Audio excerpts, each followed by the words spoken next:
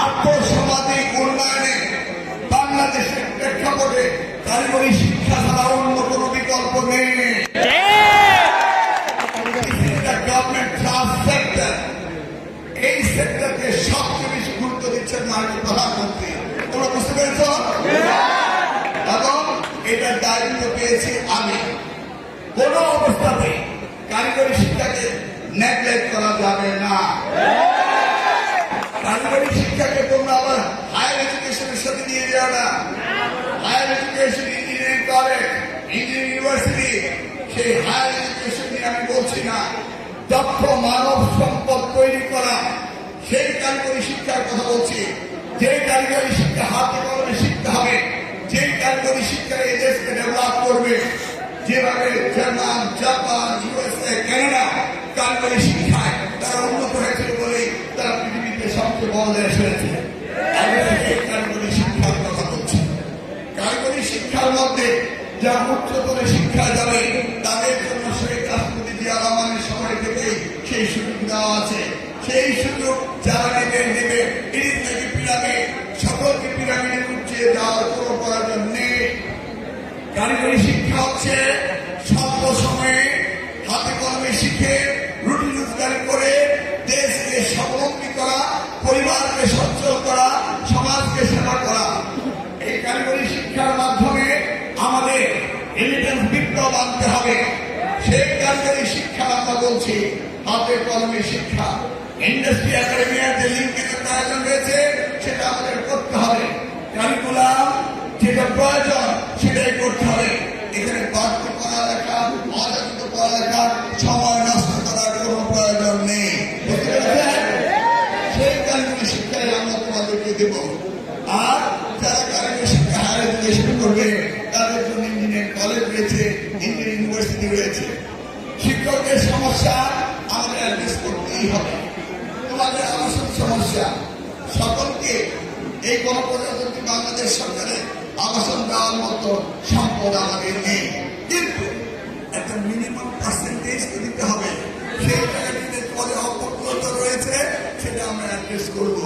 কিন্তু সেটা তুমি বসে থেকো না, কারণ তোমাদেরকে লেখাপড়া করতে হবে, পরিবারকে দেখতে হবে এবং দেশকে দেখতে হবে। আমরা অত্যন্ত ভাগ্যবান বাংলাদেশ। কারণ থেকে জানো, এই তোমরা ৪,৫০০ স্টুডেন্ট এই ক্লাসের প্রত্যেকটা স্টুডেন্টে এই ধরনের নামি দামি পরিবেশে পৃথিবীর অন্যান্য উন্নত বিশ্ব রয়েছে, কিন্তু ছাত্র পাওয়া যায় না। আমাদের দেশে মানব সম্পদ, মানবে ভরপুর। আমাদের দেশে মানুষের কোনো অভাব নেই, কিন্তু মানবকে সম্পদে রূপান্তরিত করতে হবে। এই দায়িত্বটি হচ্ছে সরকারের, এই দায়িত্বটি হচ্ছে এখানে যারা বাসা করে। তোমরা জানো উন্নত বিশ্বে বেশি মানুষ মারা যায়, কম মানুষ জন্মগ্রহণ করে। এই বাংলাদেশে Japan, Canada, German, south Korea, America, পৃথিবীর সব দেশে মানুষের অভাব।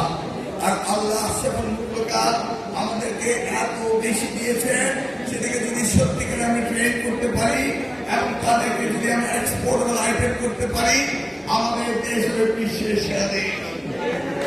আমরা ওই গ্লানি নিয়ে ঘুরতে চাই না যে মানুষের ভরা বাংলাদেশ কিন্তু কাজের মুখ খুঁজে পাওয়া যায় না, এটা হতে পারবে না। আমরা highly densely populated country in the world. আমরা চাই আমাদের কান্ট্রি হবে ডেন্সলি হিউম্যান ক্যাপিটালের ভরপুর দেশ। বাংলাদেশকে করতে হবে আমাদের। এই সরকারের উদ্যোগ কারিগরি শিক্ষা, আমরা প্রত্যেকটি জায়গায় কারিগরি শিক্ষাকে গুরুত্ব দিচ্ছি। আগামী বাজারে কারিগরি শিক্ষাকে গুরুত্ব দিচ্ছি। অতএব তোমরাই হচ্ছে ভাগ্যবান যারা কারিগরি শিক্ষায় আছো। আমি আর বক্তব্য দীর্ঘায়িত করি না, আমাদের বোর্ডের মিটিং রয়েছে, সেখানে আমরা যাবো। আপনাদের সকলকে ধন্যবাদ। আর অভিভাবক যারা রয়েছেন তারা সন্তানদের সহযোগিতা করেন, শিক্ষক যারা রয়েছেন আপনাদের যে সুবিধা অসুবিধা আছে এগুলি একটি একটি করে অ্যাড্রেস করা হবে, কোনোটাকে আনটাচ রাখা হবে না। সরকারের দায়িত্ব আপনাদের সমস্যা শোনা এবং তার সমাধান দেওয়া। সরকারের দায়িত্ব সমস্যা বাড়ানো নয়, সরকারের দায়িত্ব যুদ্ধের সমস্যাকে রেখে দেওয়া নয়। ক্লিয়ারলি বুঝেছেন? এখানে আপনাদের বিগত সরকারের সময় শ্রীলঙ্কা থেকে ট্রেনিং করে টাকা নষ্ট করা হয়েছে, কিন্তু রেজাল্ট আমি দেখিনি। যে ট্রেনিং করেছেন তার ট্রেনিং এর রেজাল্ট আমি দেখতে চাই। যে যা কাজ করবেন জবাবদিহিতা দেখতে চাই। এই পলিটেকনিক ইনস্টিটিউটে প্রত্যেকটি ক্লাসরুমে সিসি ক্যামেরা সেট করতে হবে। টিচাররা ছাত্রদের সামনে কি পড়া সেটা আমি ঢাকায় বসে দেখবো।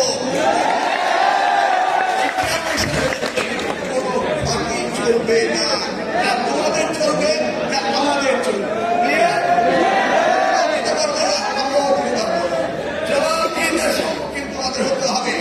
আপনার ক্লাসরুমের টিচার যান কিনা, পড়ান কিনা, স্টুডেন্টের রেসপন্স কিনা, এইটা অবজার্ভ করতে হবে।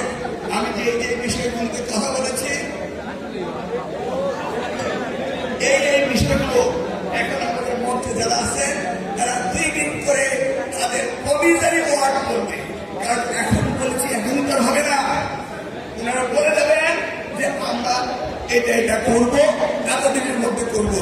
সেইটা শোনার জন্য একদিনে 3 মিনিট করে বক্তৃতা দেবেন। ধন্যবাদ।